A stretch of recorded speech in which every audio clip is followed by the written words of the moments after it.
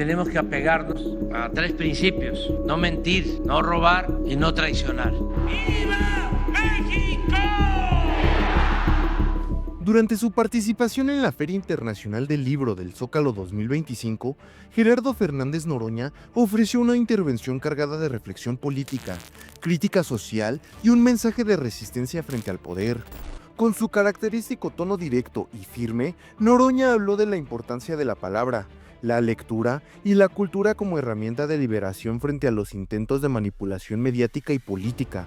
Desde el escenario, rodeado de lectores, simpatizantes y curiosos, recordó que los libros no son solo conocimiento, sino también armas simbólicas contra la injusticia y el olvido. En su discurso, Noroña destacó el valor histórico de los movimientos sociales y la necesidad de mantener viva la conciencia crítica en México. Recordó que la lucha por la democracia no se gana una sola vez, sino que se construye todos los días con acciones, pensamiento y participación. En medio de aplausos, subrayó que la cultura es la base de una sociedad libre y que por eso los poderosos temen tanto a un pueblo que piensa, lee y se informa. Uno de los momentos más comentados de su intervención fue cuando se refirió a la confrontación política que ha mantenido con Alejandro Alito Moreno, dirigente del PRI. Noroña habló de este episodio no como un simple conflicto personal, sino como un símbolo de lo que considera la decadencia moral de ciertos sectores del viejo régimen. Señaló que el enfrentamiento con Moreno refleja la intolerancia y la violencia que algunos políticos utilizan cuando se sienten acorralados por la verdad. Pero en su mensaje, Noroña sostuvo que él no busca la confrontación, pero tampoco la evade, y que su deber es denunciar a quienes representan la corrupción y el abuso del poder sin importar el costo político. El político también reflexionó sobre el papel de la oposición en la actualidad, acusándola de haber perdido su rumbo ideológico y de limitarse a la descalificación. Mencionó que muchos de quienes hoy atacan al gobierno lo hacen no por convicción, sino por miedo a perder sus privilegios. Y en ese contexto, reiteró su apoyo al proyecto de la Cuarta Transformación y al liderazgo de la presidenta Claudia Sheinbaum, afirmando que el proceso, iniciado por Andrés Manuel López Obrador, debe continuar con la misma fuerza, honestidad y compromiso social. Con un tono más íntimo, Noroña compartió con el público su visión sobre el papel del intelectual comprometido.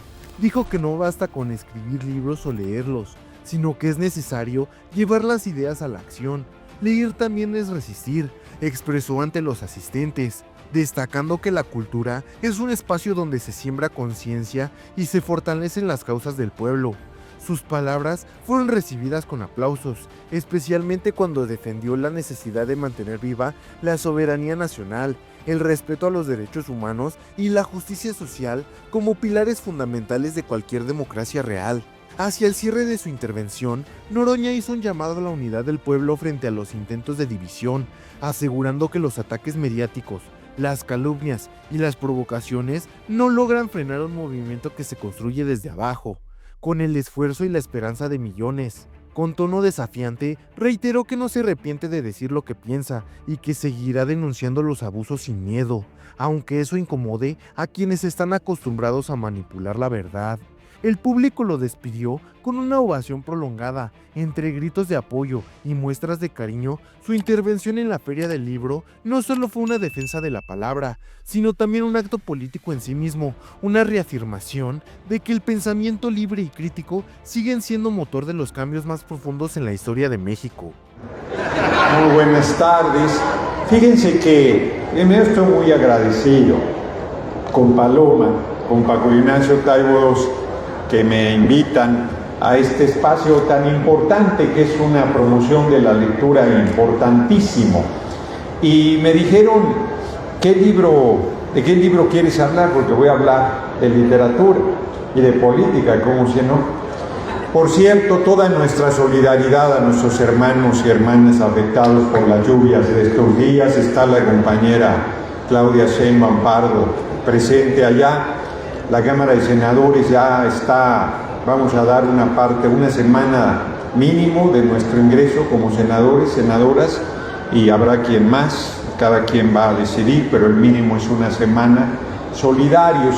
Y la verdad que los que nos dedicamos a la política siempre se nos plantea cosas de esta naturaleza y lo hacemos con mucho gusto, pero los oligarcas que tienen 161.300 millones de dólares no los veo muy solidarios.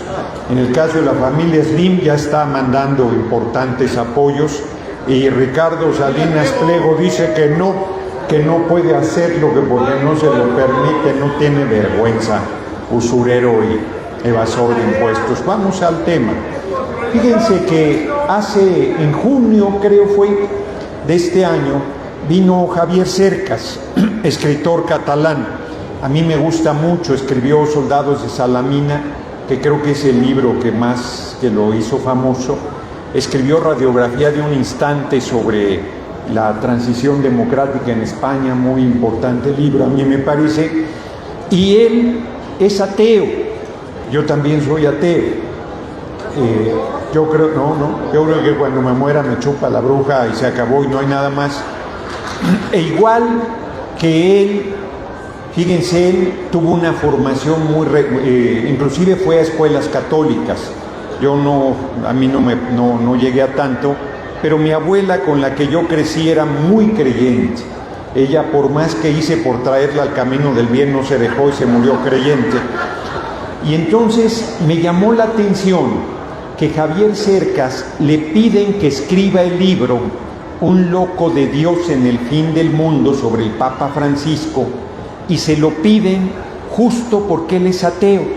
Entonces lo buscan del Vaticano, le dicen que quieren que acompañe al Papa Francisco a una gira a Mongolia exterior, y ahí la religión católica es ni minoría, son misioneros que están a contracorriente buscando promover la religión católica en condiciones muy adversas, no solo de que tienen otra visión en ese país, sino además con un clima muy duro, en condiciones de dificultad económica muy fuerte. Y entonces Javier Cercas les dice: sí hago el libro con una condición, que me permitan hablar 5 minutos con el Papa Francisco. Todos los que nos dedicamos a la política ya sabemos que cuando nos piden 5 minutos, no son 5 minutos, ¿no? La gente quiere más tiempo. Y le dicen: bueno, vamos a ver, pero tienen preocupación de qué es lo que le quiere plantear. Y lo cuenta en el libro, Javier Cercas lo cuenta casi al principio. Él dice: mi madre quedó viuda, creo que hace 40 o 50 años, y ella no se volvió a casar, no volvió a tener pareja, y ella está convencida que cuando muera se va a reunir con mi padre. Y lo que yo quiero preguntar, le dice Javier Cercas al Papa Francisco, es si efectivamente eso es verdad, si lo que ofrece la religión católica de la resurrección de la carne es verdad o no. Y entonces ahí desarrolla toda la trama. Javier Cercas, no les voy a decir si habla o no con el Papa Francisco, porque les mato el interés de buena parte de la historia del libro, pero Javier Cercas hace un esfuerzo muy grande por develar al hombre que hay detrás del Papa Francisco. Un Papa que austero, franciscano, vieron ustedes, murió. ¿Saben cuánto dejó de fortuna personal? No estoy seguro si lo dice en el libro o no, porque todavía no moría, pero eso es una información que salió posterior. Dejó $100 como toda fortuna. No dejó, no me acuerdo qué cantidad cobran mensual los papas, no ganan mal, no cobró nada, renunció al cobro, vivía no en el departamento papal, sino vivía en un lugar donde llegan los sacerdotes de visita, en una habitación, creo que era la 206, con una cama individual. Él hacía su cama, comía en el comedor común, y entonces va narrando la historia del Papa Francisco con las contradicciones que tiene cualquier ser humano, porque al Papa Francisco se le acusaban de muy diversas cosas, por ejemplo, de ser antiperonista, que es el movimiento progresista en Argentina, de ser autoritario, de ser ambicioso, pero por otro lado, como Papa, pues hizo un esfuerzo grande de sencillez, de acercamiento al pueblo, de posiciones progresistas.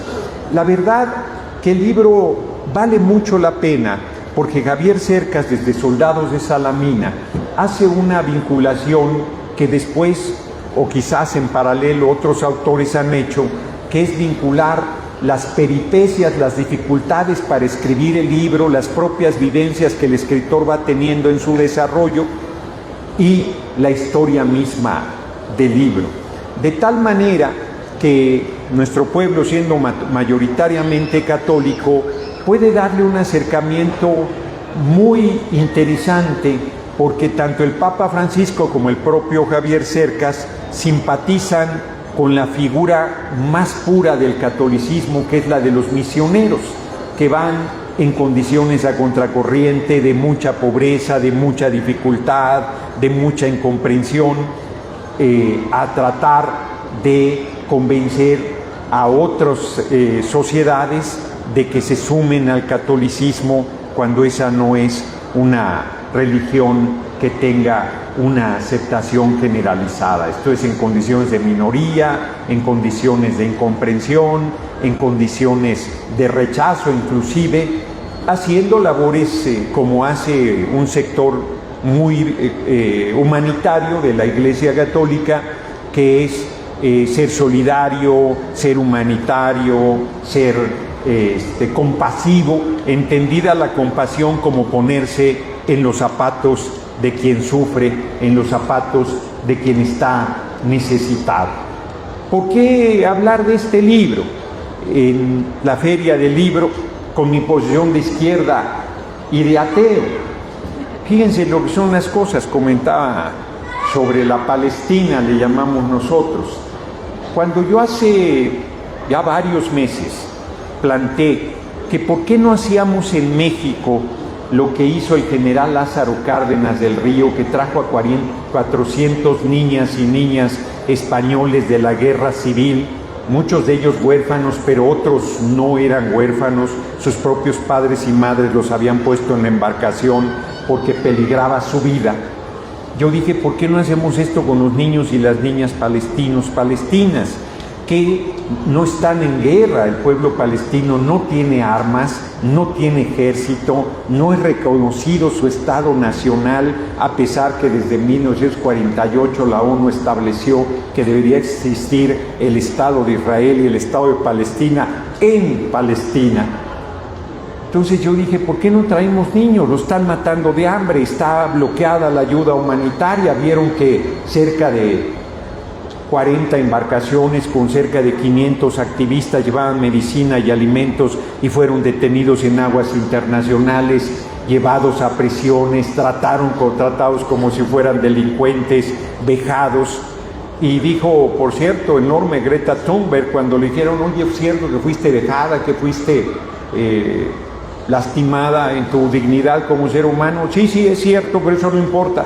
Lo que importa es que hoy, aquí, ahora en Palestina están cometiendo un genocidio en tiempo real, todo mundo lo estamos viendo, nadie puede decir que no esté informado y no estamos haciendo lo suficiente para parar esa barbarie. Y cuando yo dije esto de los 400 niños, niñas que trajéramos, hubo gente en nuestro país creyente que dijo que no, que cómo se nos ocurría, que había mucho que hacer con la niñez de México. Es cierto, hay mucho que hacer con la niñez de México. De hecho, nuestro movimiento, que dice por el bien de todos, primero los pobres, no hemos llegado a los más pobres, no hemos llegado a la gente en situación de calle, a los niños y niñas en situación de calle, adultos mayores, mujeres y hombres de cualquier edad en situación de calle. Tenemos ahí un pendiente que debemos resolver, pero eso no quiere decir que no podamos tenderle la mano a un pueblo que está sufriendo terriblemente, como es el pueblo palestino. Entonces, una reflexión como la que hace Javier Cercas, de recuperar la parte más humana, más solidaria, más empática del catolicismo, me parece que es importante, sobre todo frente pues a un deterioro general que hay y frente al ascenso del nazismo, del fascismo en pleno siglo XXI.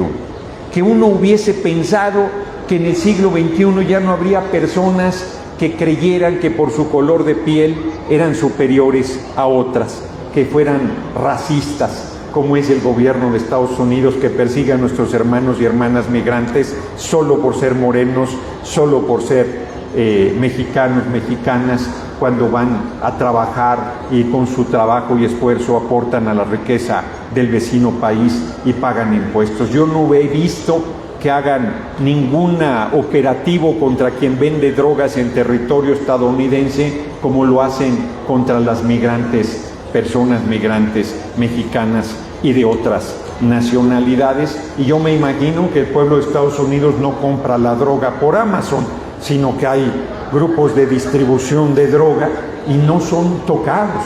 Entonces, el racismo, el clasismo, gente que piensa que vale más por su dinero, y como les decía yo, el Papa Francisco dejó $100 y ni eso se llevó, no se llevó nada. Cuando te chupe la bruja, no te vas a llevar absolutamente nada. Yo les digo que Servirge, el dueño de Bimbo, tenía miles de millones de dólares, se murió y no se llevó ni un pinche gancito a la tumba, no se llevó nada, no te llevas absolutamente nada. Me encontré el otro día a una hija de Servirge y me dijo, oye, estás contando esto en las asambleas, cabrón, o sea, pues es mi papá. Y le dije yo, pues no es personal, la verdad es que no se llevó nada. Dijo, pero deberías hablar de lo que dejó, porque él, como creyente, dejó algunas instituciones filantrópicas de ayuda a la gente, pero no te llevas nada, no te llevas absolutamente nada.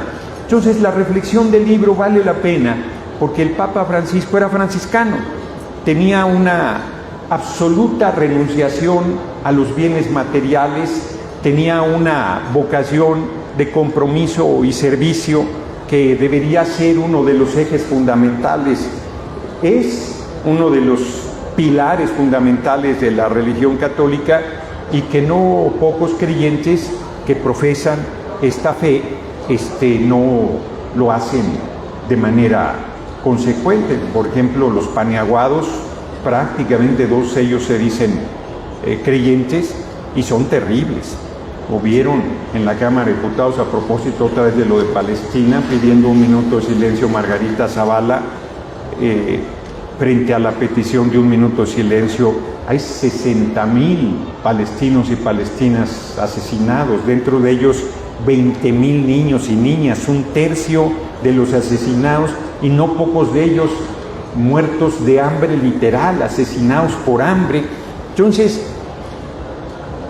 es un libro que yo creo que vale la pena, que ayuda a una reflexión ética, humanista, política, moral, consecuente, solidaria, y que permite ver también, pues son políticos los papas, la Iglesia Católica es una organización política muy poderosa, más allá del credo respetable, y permite ver la parte muy humana del Papa Francisco. Yo termino porque hay preguntas, me imagino, ¿no? Si se abre al público, ¿va? Termino planteándoles, el libro tiene un cierre muy bello, muy bello. La verdad es que a mí me gustó el libro, es un tabicón, sí es un libro gordo, pero se lee con bastante agilidad.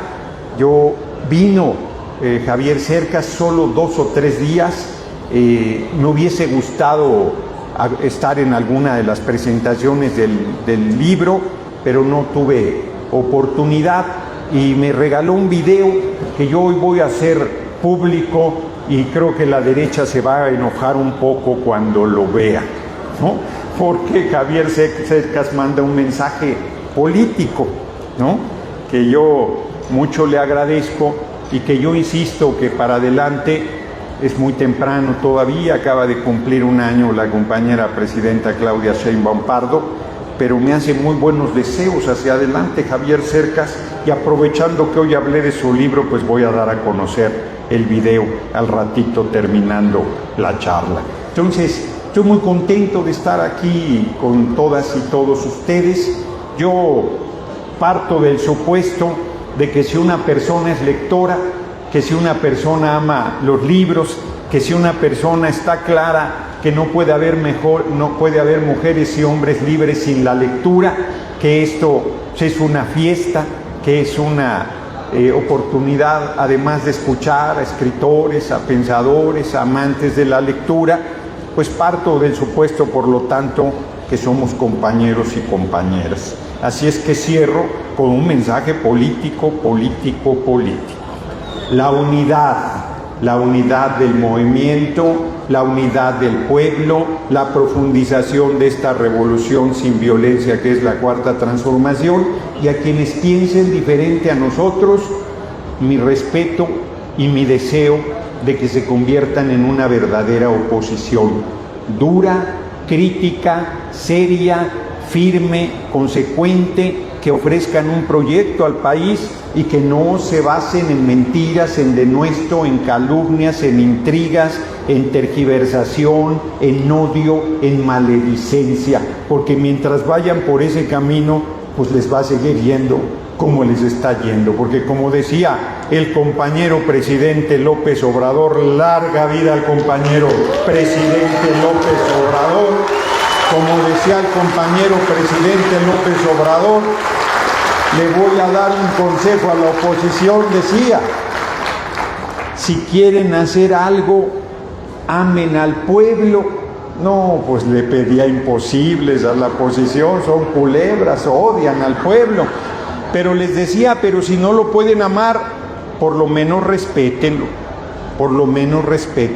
Así es que tiene un tramo largo la oposición, pero nosotros no debemos confiarnos.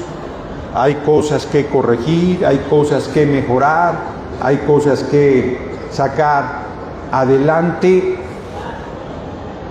y me voy a pasar de vivo, pero voy a hacer una consulta a mano alzada en este espacio de reflexión sobre la literatura. Alce la mano quien esté de acuerdo que le quitemos el fuero a Alejandro Moreno Cárdenas y lo mandemos a la cárcel. Ahí está. Y que conste que no hablé nada de ese canalla. Hablé del libro de Javier Cercas, pero en frío quise preguntarles. Muchas gracias, muy buenas tardes. Larga vida al rebelde y redento pueblo de México, y larga vida a los libros, a la lectura, a la literatura y a la profundización del pensamiento del ser humano. Estoy a sus órdenes para las preguntas que tengan. A ver, el compañero ya, por ahora nada más. No tenemos mucho tiempo, les pedimos ser breves, propongo. Un minuto. El compañero, después la compañera, respondes y ya es tiempo de hablar. Muy bien, casi que un minuto. Buenas tardes, señor senador. Partiendo del respeto claro de la libertad de pensamiento y autocrítica, me considero de izquierda. Estoy feliz de haber visto en mi generación como joven beca en el TRI, y siempre alquilé a Margaret Thatcher, la primera ministra de Inglaterra, y qué honor que me haya tocado ver a la primera mujer presidenta de México, sin duda. Pero como un ejercicio de autocrítica, señor senador, sin ningún afán de que lo tome personal, me ha llamado bastante la atención. Sé que hay medios tendenciosos, pero no deja de ser rimbombante en nosotros como jóvenes este tema que ha estado estas últimas semanas, donde se le menciona una casa de 12 millones en Tepoztlán, donde se le menciona un viaje en avión privado,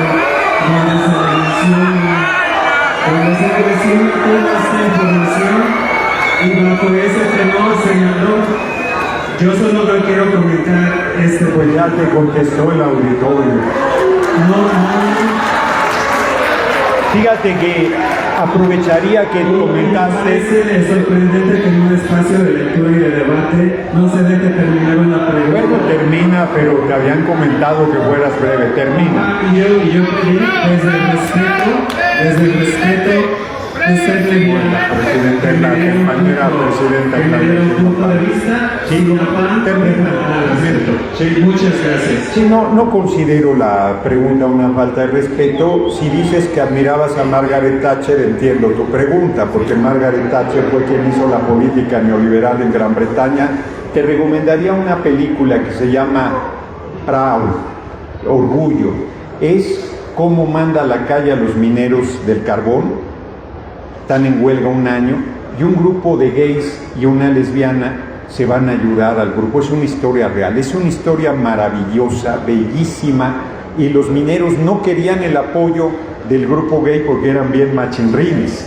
El líder es un líder brillante, el líder gay, y uno de los gays le dice: yo no voy a apoyar a los mineros porque son unos cabrones, nos madrean todo el tiempo, son bien machos, y entonces le dice el líder: ¿te ha golpeado la policía? No. ¿Sabes por qué no te ha reprimido? No, porque se está madreando a los mineros. Cuando se acabe de madrear a los mineros van a venir a madrearnos a nosotros otra vez. Así es que hay que ser solidarios con los mineros, les dice el líder de gay. Es una película bellísima y demuestra que Margaret Thatcher estaba en contra del pueblo trabajador. Tú que la admiras. Sobre lo demás, yo sé que... Yo vivo aquí a unas calles en una vecindad del centro histórico y sé que hay quien piensa que yo no tengo derecho a comprar una casa en Tepoztlán a pagos y que nunca debí salir de la universidad, pero este hijo del pueblo es muy atrevido y ha decidido que tiene derecho a comprar esa casa.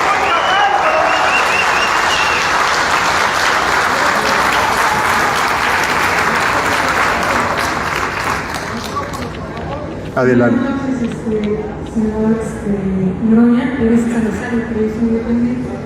Quisiera saber si hay una estrategia concreta con respecto a los niños palestinos, ya tienen un lugar, ya tienen quien les apoye, y cómo va a ser toda esta, aliviar de Muy bien. ¿Cómo se relaciona todo esto? Muy bien, qué bueno que me haces esa pregunta, porque hubiera sido yo muy incorrecto de solo decir que había gente que se oponía, porque cuando yo hice pública esta iniciativa, hubo gente que me dijo: yo adopto un niño, yo adopto una niña, yo puedo adoptar dos, yo tengo un terreno de tantas hectáreas que lo pongo para que ahí se puedan llegar.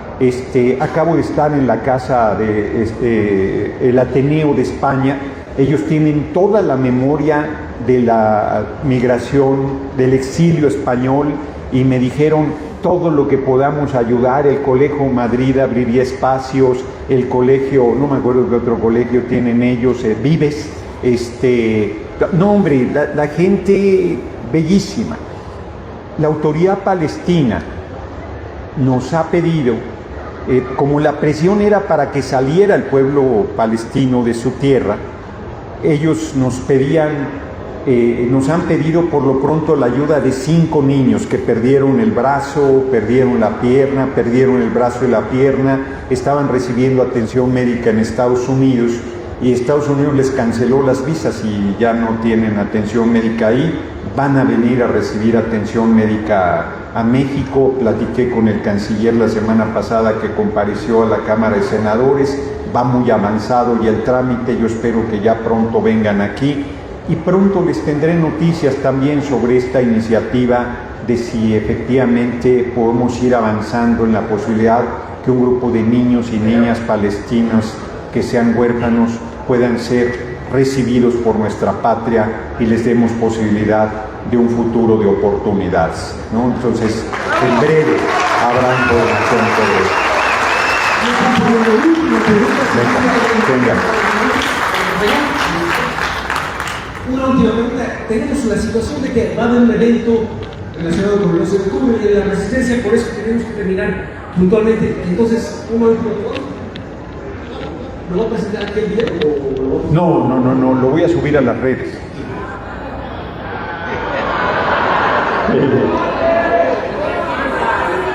Buenas noches, antes que hablar, mi nombre es José Antonio Lupo.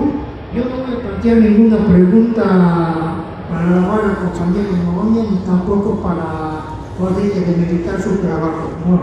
Yo al contrario, yo solo les quiero decir que al compañero Noroña, yo lo conocí, tuviese su microbús de Tandón aquí al ayuntamiento, pagando su pasaje, como diría Homero Simpson, como otro pobre diablo, como soy yo. Y nos conocimos y quiero saludarte, compañero Noroña, y felicitarte por tu trabajo que has logrado en la Cámara de Senadores. Y en realidad, ahora sí que como hablamos con del asunto del señor representante, el porro ese del PRI, te apoyamos, la banda de Santa Fe, de Tacubaya, te apoyamos todo, Manchitos, de Salvajes. Aparte de que también, ahora sí que somos tocayos. No nada más de cuando me dijiste tú que eras mi tocayo, yo nunca te lo creí, pero sé que eres José Gerardo Fernández Noroña. Aparte también, somos tocayos de fecha de nacimiento. Mira. Somos tocayos también del Agón Cochimilco. Muy bien.